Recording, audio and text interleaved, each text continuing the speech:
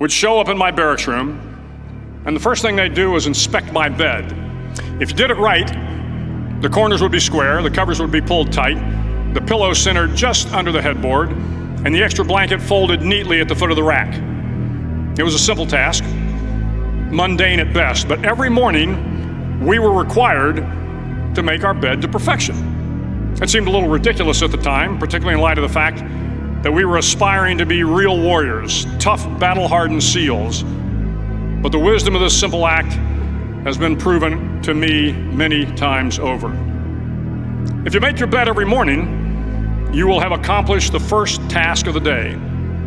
It will give you a small sense of pride, and it will encourage you to do another task, and another, and another. And by the end of the day, that one task completed will have turned into many tasks completed. Making your bed will also reinforce the fact that the little things in life matter. If you can't do the little things right, you'll never be able to do the big things right. And if by chance you have a miserable day, you will come home to a bed that is made, that you made. And a made bed gives you encouragement that tomorrow will be better. So if you want to change the world, start off by making your bed. Energy, let it out. 7, 8, 9, 10, a machine here.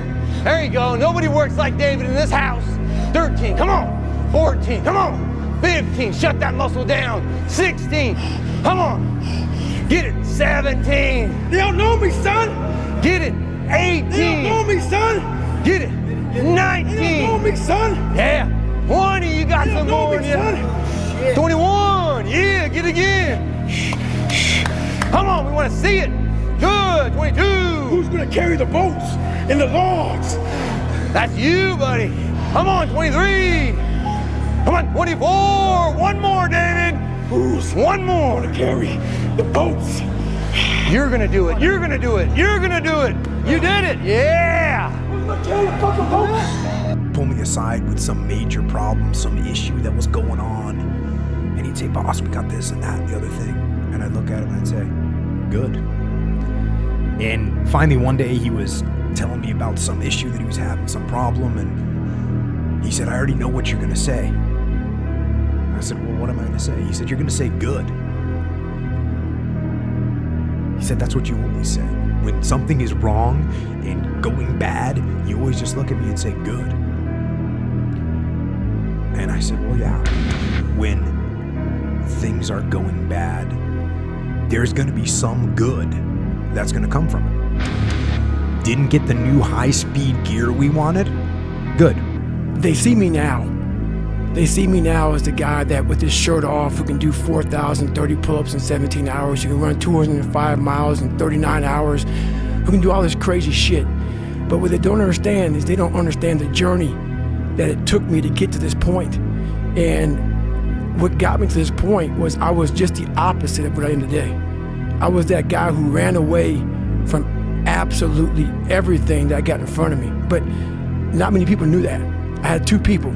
Like the real me was like this very scared, insecure, stuttering, got beat up by his dad, all this kind of stuff. And then I built this fake person that walked around like my shit didn't stink, you know? Right. Yeah, so that's kind of how I did it. And through a process of time, I realized that I was lying to myself and lying to people. But it's a fascinating journey, though, because you are that guy now. Right. I mean, you genuinely are a legit badass. Right. And at one point in time, you were a legit terrified person. Yes. So what was the process? Like, how did you step forth? Well, it's a long process. Right. My dad beat the shit out of me when I was growing up. I was the first black baby born in this hospital called Miller Fillmore in Buffalo, New York. My dad owned skating rinks, he owned bars, he ran prostitutes from Canada to Buffalo, New York. My dad was a big time pimp, big time. Anything bad about a person. And in his mind, he has lots of brilliant ideas, I know. It's truly an honor and a privilege to have him join us today, Mr. Elon Musk.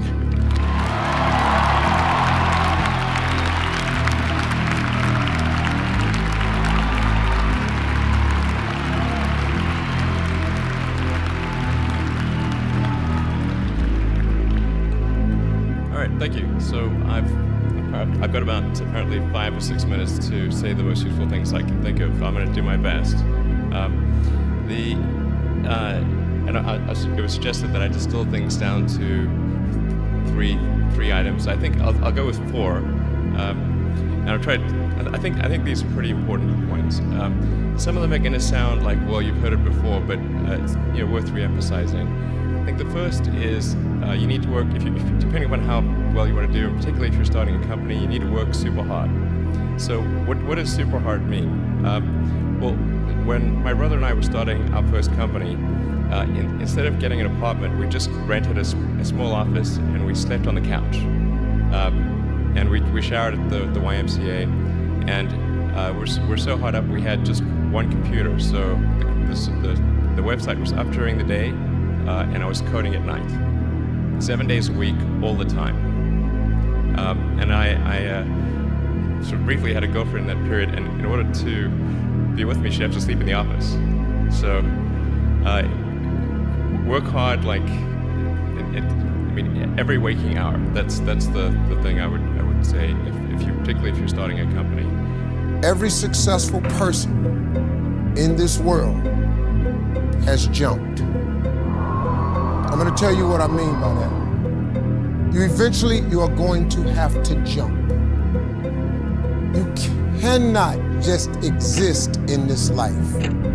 You have got to try to live.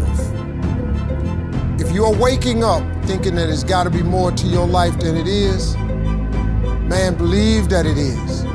But to get to that life, you're gonna have to jump. Now, I'll tell you why I call it jumping. See, God, when He created all of us, He gave every last one of us a gift at birth. He never created a soul without endowing them with a gift. You just gotta quit looking at gifts as running, jumping, singing, and dancing. It's more than that. It's if you know how to network, if you can connect dots, if you draw, if you teach. Some of y'all fry chicken better than anybody else, bake pie. Some of you cut hair, color hair. Some people do grass. I got a partner, man, never wanted to go out with us because we stayed out too late. Come on, man, go out with me. Now I got to get up early, Mom, cutting Miss Johnson grass. We kept laughing at this dude, cutting grass. How much they pay you? He got a landscaping company in Cleveland worth $4 million. Because all he do is cut grass, but he was gifted at it. I got a partner on a detail shop, make $800,000 a year, detailing cars. He got 6 mobile trucks running around, $800,000 a year. All he do is detail cars. That's his gift, that's what he loved to do. You've got to identify that gift. Now listen to me. When you see people in life, when you're standing on the cliff of life and you see people soaring by, you hear about them doing wonderful things. Maybe you look up the street and your neighbor just gets a car every year, every 2 years. You know, how is he doing that? Have you ever thought, maybe this person right here has identified their gift and is living in their gift?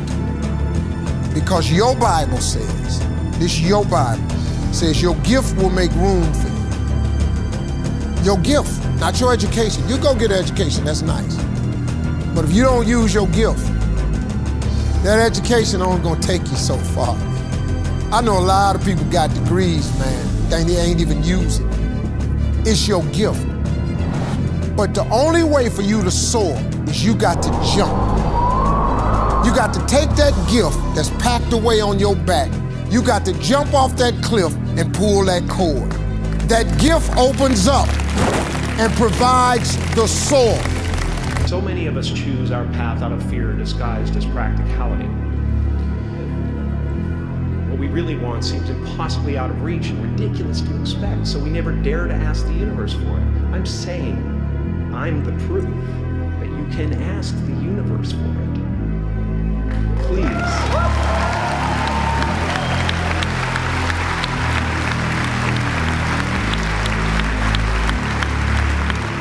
And if it doesn't happen for you right away, it's only because the universe is so busy fulfilling my order.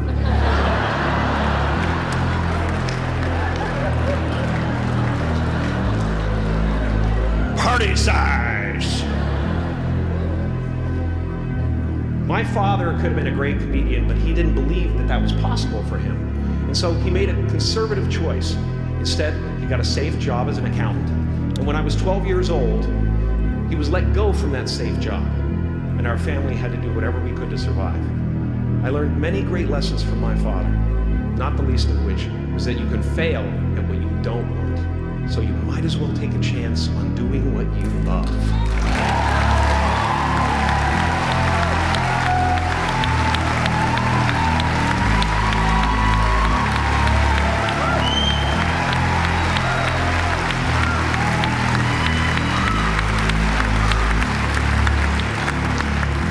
It's not the only thing he taught me, though. You know, I watched the effect of my father's love and humor. I found that nothing in life is worthwhile unless you take risks. Nothing. Nelson Mandela said, "There is no passion to be found playing small and settling for a life that's less than the one you're capable of living." Now, I'm sure in your experiences in school and applying to college and picking your major and deciding what you want to do with life, I'm sure people have told you to make sure you have something to fall back on. Make sure you got something to fall back on, honey.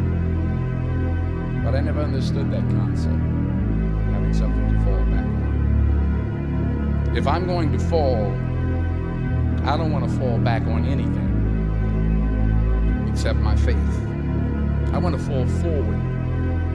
I figure at least this way I'll see what I'm going to hit. Fall forward. This is what I mean. Reggie Jackson struck out 2,600 times in his career, the most in the history of baseball. But you don't hear about the strikeouts. People remember the home runs. Fall forward. Thomas Edison conducted 1,000 failed experiments. Did you know that? I didn't know that. Because the 1,001st was the light bulb. Fall forward.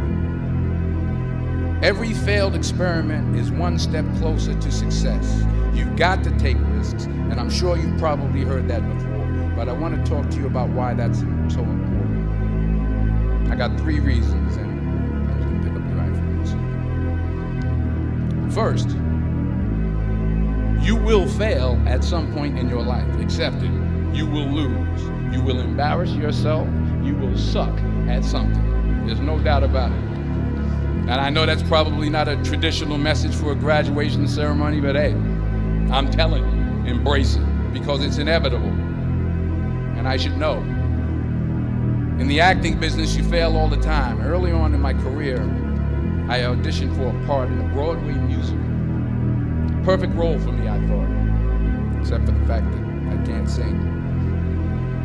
So I'm in the wings, I'm about to go on stage, but the guy in front of me, he's singing like. In 2003, where Shaq was out with an injury, and Phil called me up to his office and said, "Okay, we need you to really turn on the afterburners and start scoring the ball if we have to win." So I did, and I wound up scoring, I think it was 9 straight games with 40 plus points.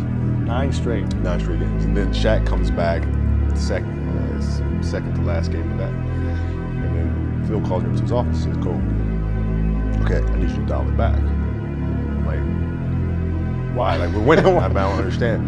It's because our goal is to win a championship. And we can get through the Western Conference with you playing this way. But in the East, we can dominate them inside with Shaq in the post. But if you continue to do this, we'll lose Shaq. We'll lose him. His motivation, his excitement. What triggers him, right? So I need you to pull back so we can pull Shaq forward for June. And I just looked at him like, man, this is a smart dude. Wow, that's really smart. Yeah, that's one smart dude, man. So I pulled it back. Wow. Yeah. What do you think has been the greatest challenge you've had since leaving the game? The greatest challenge?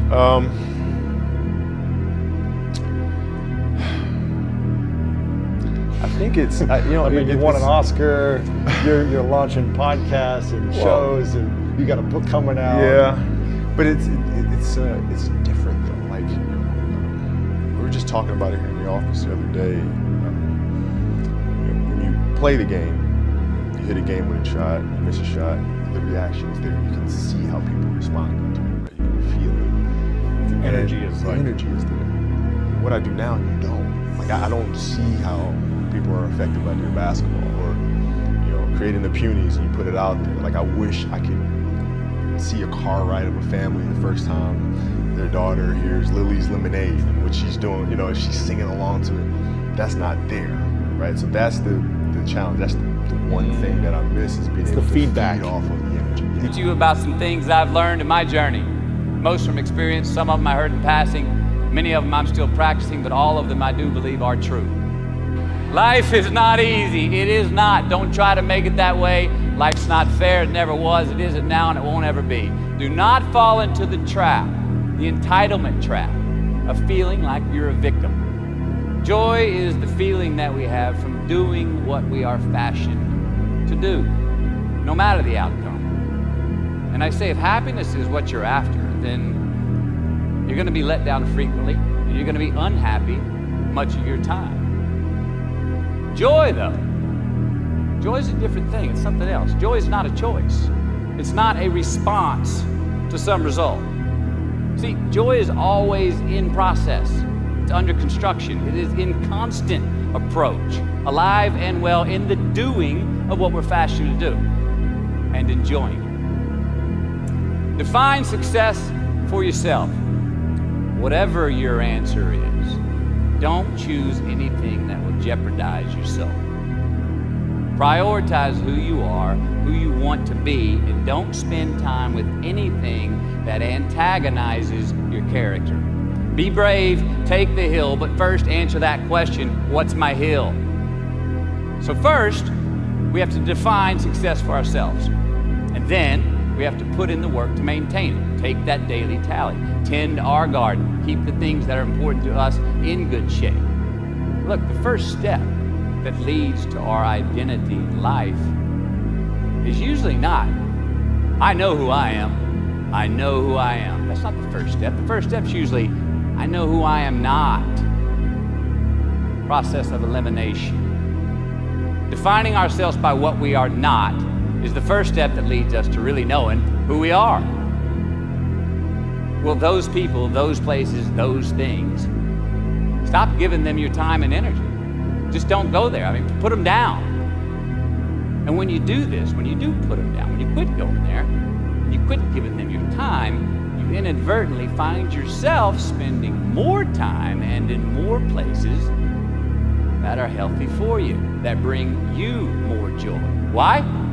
Because you just eliminated the who's, the where's, the what's, and the when's that were keeping you from your identity. And if you do this, you will have accidentally, almost innocently, put in front of you what is important to you by process of elimination. Knowing who we are is hard. It's hard. So give yourself a break. Eliminate who you are not first, and you're going to find yourself where you need to be.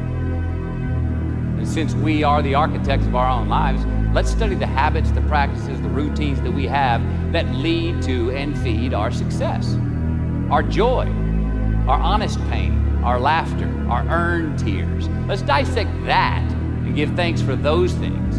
And when we do that, guess what happens? We get better at them, and we have more to dissect. But if we stay in process, all right, within ourselves, in the joy of the doing, we will never choke at the finish line. Why? Because we aren't thinking of the finish line. Because we're not looking at the clock. We're not watching ourselves on the Jumbotron performing the very act that we're in the middle of. No, we're in process.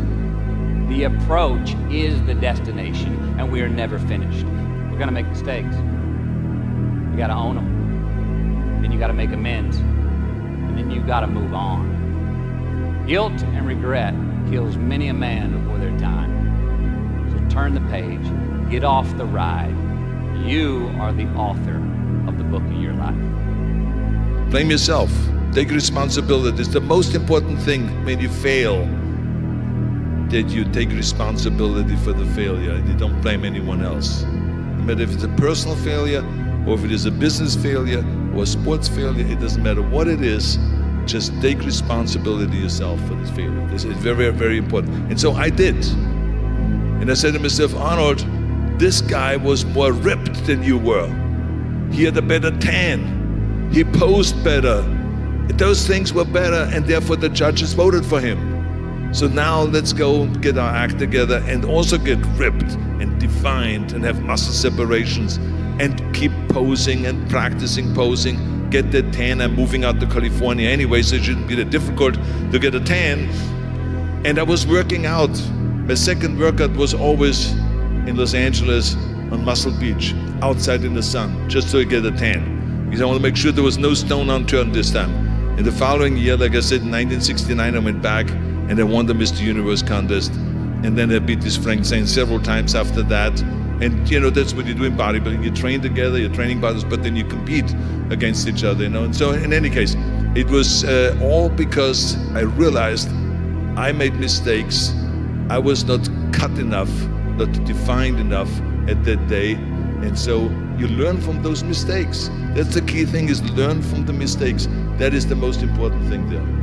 There's something else that's very important. You might have noticed Arnold said there, my second workout of the day was outside, which brings us to the third lesson in the book, which is work your ass off. You say work your ass off much better than I say work your ass off. But that's what you believe. And 2 workouts a day was one of the things that you put into your life and the way that you lived to work your ass off. So should we talk about hard work? Yeah, well, first of all, in training, I know a lot of people are always looking for a shortcut. And they buy into all this kind of programs, 20 minutes a day this, and you eat this 3 meals a day and then you're perfect and all that stuff. There's no such thing as a shortcut. It's just that you have to work your ass off. And when I talk about working your ass off, I'm not only talking about bodybuilding. Yes, I was known that everyone always said he's overtraining. But the reason why I was training so much was because I wasn't really good with diets. So I burned off extra fat that way and got more defined the more I worked out. But I not only did the 5-hour workout, but in those days in bodybuilding there was no money. So I worked on construction also, several hours every day. And I went to college several hours every day.